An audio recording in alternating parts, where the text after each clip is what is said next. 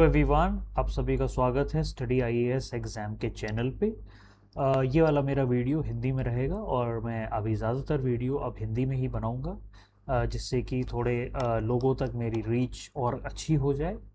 तो अब जो अगला टॉपिक है जिस पे मैं बात करूंगा वो है straight of Hormuz crisis of 2026। आपको जैसे ही आपको जानकारी होगी कि फरवरी मंथ के लास्ट वीक में जो है Iran and Israel and USA का वॉर हो गया था। उस वॉर में ये हुआ है कि अब हर जगह पे ऑयल क्राइसिस बढ़ चुकी है, क्योंकि जो ईरान है उसने इस एरिया पे ब्लॉकेड कर दिया है। तो जो स्ट्रेट ऑफ हॉर्मुज़ है ये एक बहुत इम्पॉर्टेंट रूट है, मतलब बहुत इम्पॉर्टेंट रूट ऐसा कि जहाँ से पूरी दुनिया भर का 20% तेल पूरे वर्ल्ड में सप्लाई होता है। जैसे आप यहाँ पे देख रहे हैं इस मैप में, एक पर्शियन गल्फ है, फिर एक गल्फ ऑफ ओमान है। तो पर्शियन गल्फ से गल्फ ऑफ ओमान तक आने के लिए एक छोटा सा रास्ता है जिसको स्ट्रेट ऑफ हॉर्मुज़ बोला जाता है। तो वर्ल्ड का 20% जो ऑयल है वो इसी रास्ते से पास होता है।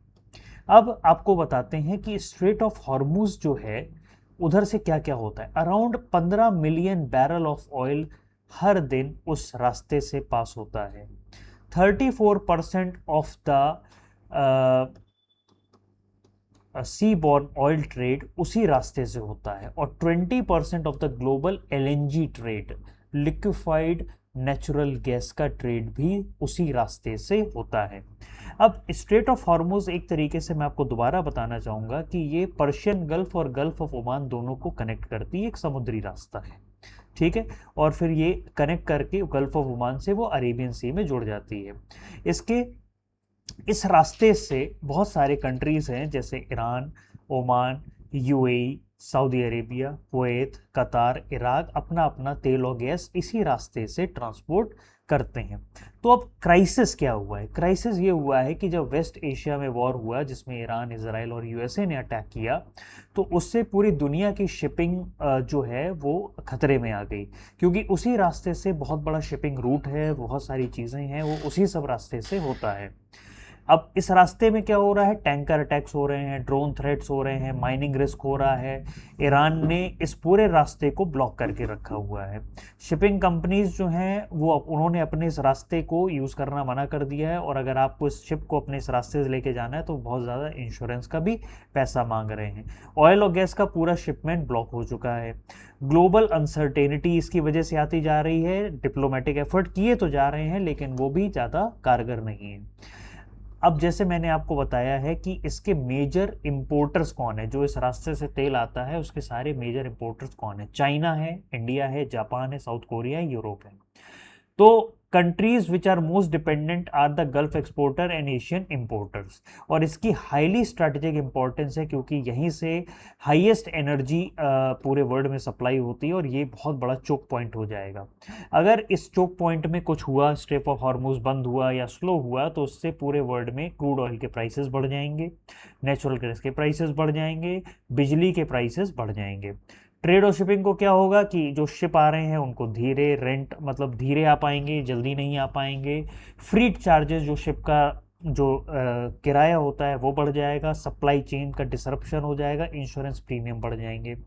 फूड सिक्योरिटी में फर्टिलाइज़र की कॉस्ट बढ़ जाएगी, ट्रांसपोर्टेशन ज़्यादा महंगा हो जाएगा, फूड के प्राइस बढ़ जाएंगे, एग्रीकल्चर में जो इनपुट होता है जिसका हम इस्तेमाल करते हैं वो बढ़ जाएगा। इकोनॉमी में ऑब्वियसली इन सब की वजह से इन्फ्लेशन राइज होगा, इकोनॉमिक ग्रोथ स्लो हो जाएगी, कंज्यूमर की परचेजिंग पावर डिक्लाइन हो जाएगी इन्फ्लेशन की वजह से, और हायर इंपोर्ट बिल्स सारे कंट्रीज़ के ऊपर लगेगा।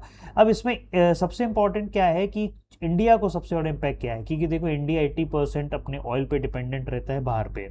तो जैसे ही इस रास्ते को ब्लॉकेड मिलेगा तो यहाँ पे अपना जो तेल है, पेट्रोल है, गैस है, ये सब महंगी हो जाएगी, और हमारे देश में महंगाई बढ़ जाएगी, और जो हमारा विदेशी बिल होता है जिसका हम वो चुकाते हैं डॉलर में, वो बढ़ जाएगा। प्रेशर रुपी पे आएगा, रुपी गिरने लगेगा, और शिपिंग कॉस्ट हमारी बढ़ जाएगी। लेकिन इंडिया ने कुछ अच्छा रिस्पांस भी दिया है, क्योंकि इंडिया ने पहले से ही स्ट्रेटेजिक पेट्रोलियम रिजर्व अपनी भर के रखी थी। उससे इंडिया ने ऑयल के प्राइसेस को कंट्रोल किया।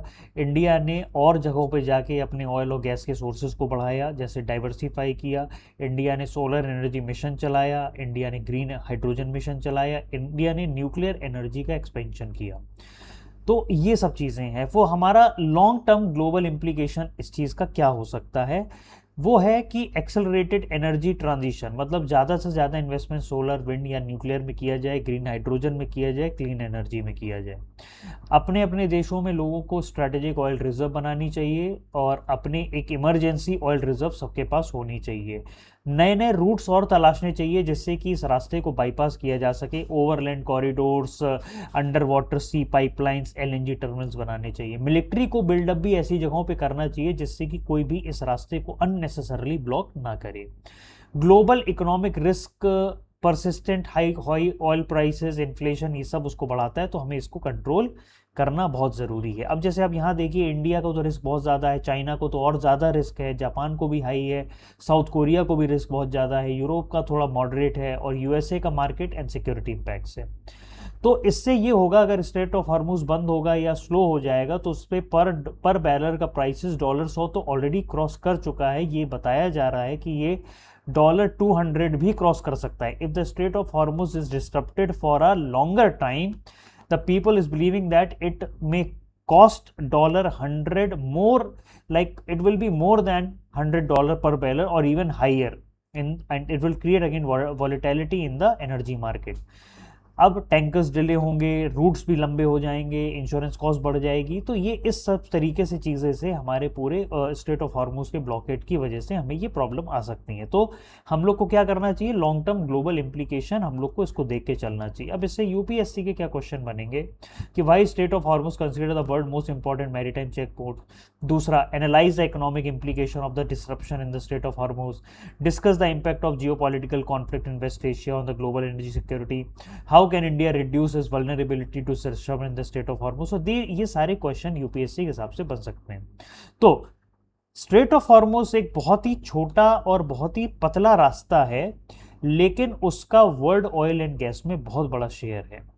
उससे पूरी दुनिया की सिक्योरिटी, पूरी दुनिया की ग्लोबल सप्लाई, ये सब स्टेबिलिटी पूरी डिसाइड होती है। तो वर्ल्ड को has to work together to keep this lifeline open and secure. Thank you.